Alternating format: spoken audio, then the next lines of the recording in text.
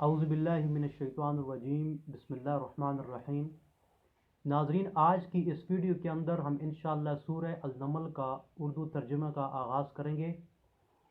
اس سورت کا اردو ترجمہ شروع کرنے سے پہلے تھوڑا سا اس سورت کے بارے میں جان لیتے ہیں۔ سورہ نمل قرآن مجید کی 27ویں نمبر سورت ہے اور یہ مکی سورت ہے، اور اس سورت کے اندر 93 آیاتیں اور 7 رکوع ہیں۔ سورہ نمل کا نام اس سورت کے دوسرے رکوع کی چوتھی آیات سے منسوخ کیا گیا ہے، جس میں نمل کا لفظ آیا ہے، یعنی یہاں نمل سے مراد چیونٹی لیا گیا ہے،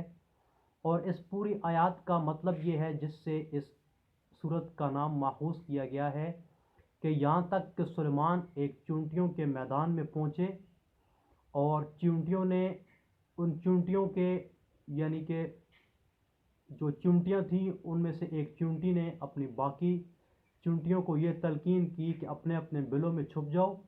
ایسا نہ ہو کہ سلیمان کا لشکر ہمیں کچل ڈالے اور ان کو خبر بھی نہ ہو۔ تو اسی آیات سے اس سورت کا نام سورہ نمل یعنی کہ ماخوذ کیا گیا ہے، لیکن اس آیات سے مختلف جو مفسرین ہیں ان کا آپس میں اختلاف بھی ہے۔ بعض کے نزدیک یہاں نمل سے مراد جو ایک وادی تھی وہاں سے مراد یعنی ایک قبیلہ لیا گیا ہے کہ وہاں پر ایک قبیلہ تھا اور ان میں سے ایک شخص تھا نمل، نملی یا نمل، تو اس نے کہا کہ اپنے اپنے گھروں میں یا اپنے اپنے ایسی جگہوں پہ چلے جاؤ کہ جہاں سلیمان کا لشکر ہمیں کچل نہ ڈالے۔ تو لیکن جب ہم سلیمان علیہ السلام کی بادشاہت کی طرف دیکھتے ہیں کہ ان کو اللہ تعالیٰ نے ایسی بادشاہت دے رکھی تھی کہ ان کے پاس یہ علم تھا کہ وہ چرند پرند سب کی بولیاں جانتے تھے، تو اس نسبت سے اگر ہم دیکھیں تو یہاں ہمیں نمل سے مراد چونٹی ہی ملتی ہے کہ جب چونٹی نے اپنی باقی چونٹیوں سے کہا کہ اپنی اپنی بلوں میں چھپ جاؤ، ایسا نہ ہو کہ سلیمان کا لشکر ہمیں کچل ڈالے، تو سلیمان علیہ السلام نے ان کی بولی سمجھ لی۔ تو اگر ہم اس طرف جائیں تو یہاں نمل سے مراد ہمیں چونٹی ہی ملتی ہے، نہ یہ کہ وہ قبیلہ ہو ان میں سے جو شخص ایک نمل تھا جس نے اپنے باقی لوگوں کو کہا تھا، تو ہم یہاں اس سے مراد چونٹی ہی لیں گے۔ تو شروع کرتے ہیں ابھی سورہ نمل کا اردو ترجمہ اور دیکھتے ہیں کہ اللہ تعالیٰ نے سورہ نمل کے اندر کیا ارشادات فرمائے ہیں۔ بسم اللہ الرحمن الرحیم۔ طاسین، یہ قرآن اور کتاب روشن کی آیاتیں ہیں، مومنوں کے لیے ہدایت اور بشارت ہے۔ وہ جو نماز پڑھتے اور زکوٰۃ دیتے اور آخرت کا یقین رکھتے ہیں۔ جو لوگ آخرت پر ایمان نہیں رکھتے ہم نے ان کے اعمال ان کے لیے آراستہ کر دیے ہیں، تو وہ سرگرداں ہو رہے ہیں۔ یہی لوگ ہیں جن کے لیے بڑا عذاب ہے اور وہ آخرت میں بھی بہت نقصان اٹھانے والے ہیں۔ اور تم کو قرآن اللہ حکیم و علیم کی طرف سے عطا کیا جاتا ہے۔ جب موسیٰ نے اپنے گھر والوں سے کہا کہ میں نے آگ دیکھی ہے، میں وہاں سے رستے کا پتہ لاتا ہوں یا سلگتا ہوا انگارہ تمہارے پاس لاتا ہوں تاکہ تم تاپو۔ جب موسیٰ اس کے پاس آئے تو ندا آئی کہ جو آگ میں تجلی دکھاتا ہے بابرکت ہے، اور وہ جو آگ کے ارد گرد ہے وہ اللہ جو تمام عالم کا پروردگار ہے، پاک ہے۔ اے موسیٰ، میں ہی اللہ غالب و دانا ہوں، اور اپنی لاٹھی ڈال دو۔ جب اسے دیکھا تو اس طرح ہل رہی تھی کہ گویا سانپ ہے، تو پیٹھ پھیر کر بھاگے اور پیچھے مڑ کر نہ دیکھا۔ حکم ہوا کہ موسیٰ ڈرو مت، ہمارے ہاں پیغمبر ڈرا نہیں کرتے، ہاں جس نے ظلم کیا پھر برائی کے بعد اسے نیکی سے بدل دیا تو میں بخشنے والا مہربان ہوں۔ اور اپنا ہاتھ اپنے گربان میں ڈالو، بے عیب سفید نکلے گا، ان 2 معجزوں کے ساتھ جو 9 معجزوں میں داخل ہیں۔ فرعون اور اس کے پاس جاؤ کہ وہ بدکردار لوگ ہیں۔ جب ان کے پاس ہماری روشن نشانیاں پہنچیں کہنے لگے جب ان کے پاس ہماری نشانیاں پہنچیں تو کہنے لگے یہ سری جادو ہے،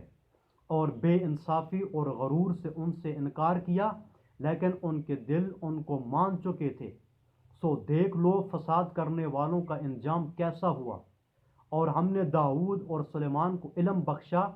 اور انہوں نے کہا کہ اللہ کا شکر ہے جس نے ہمیں اپنے بہت سے مومن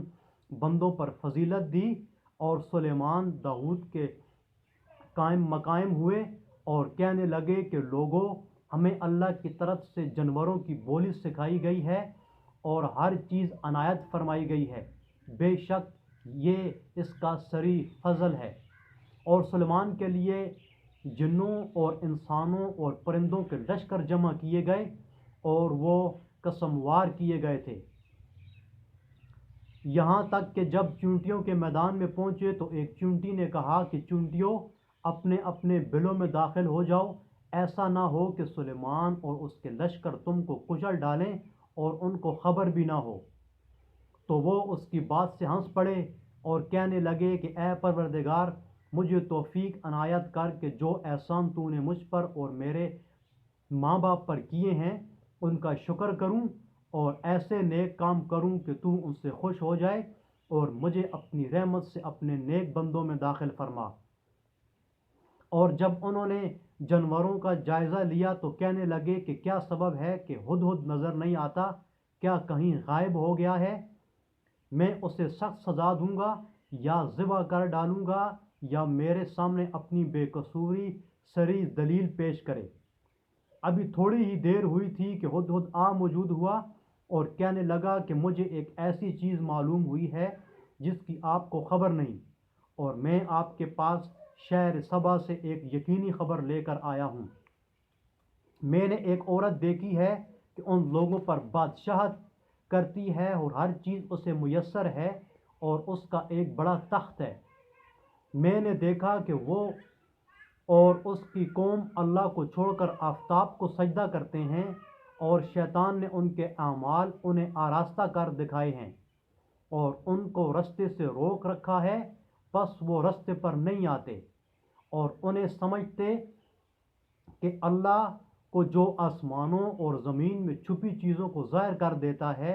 اور تمہارے پوشیدہ اور ظاہر اعمال کو جانتا ہے، کیوں سجدہ نہ کریں؟ اللہ کے سوا کوئی عبادت کے لائق نہیں، وہی عرش عظیم کا مالک ہے۔ ناظرین، ان آیات میں سجدہ تلاوت کی گئی ہے، لہذا تمام سننے والوں پر سجدہ واجب ہوتا ہے۔ سلیمان نے کہا، اچھا ہم دیکھیں گے تو نے سچ کہا ہے یا جھوٹ، یہ میرا خط لے جا اور اسے ان کی طرف ڈال دے، پھر ان کے پاس سے پھر آ اور دیکھ